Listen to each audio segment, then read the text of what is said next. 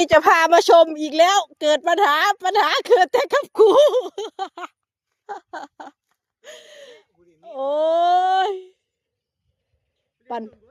ปัญหามันก็จะเกิดแต่กับเรานะคะทุกคน เป็นยังไงน้ำมีเลือดอยู่บ่ดิ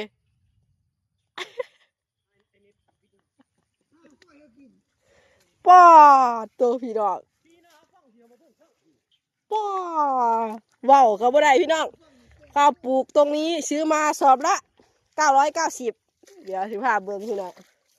โอ้เธอเห็นแต่เขาโพดลงเฟซบาดดิห่างปลามใส่บ่นี่โอ้โหทุกคนมาเบิ่งดูว่าแล้วนอนหลับวะเจ้าของน่ะเจ้าของอันข่วยวะน่าจะรอยตีนข่วยนะคะทุกคนมารายงานตัวด่วนเป็นไผข่วยไผบ่เป็นลี่หรอบ่พูน่ะปอตัวเราปล่อยให้กินน่ะนี่ กูว่าจะกันว้าวบ่ออกว้าวบ่ออก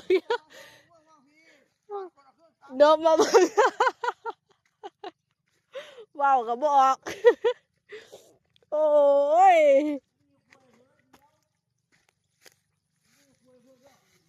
ว้าวก็บ่ออกมาเบิ่งเอา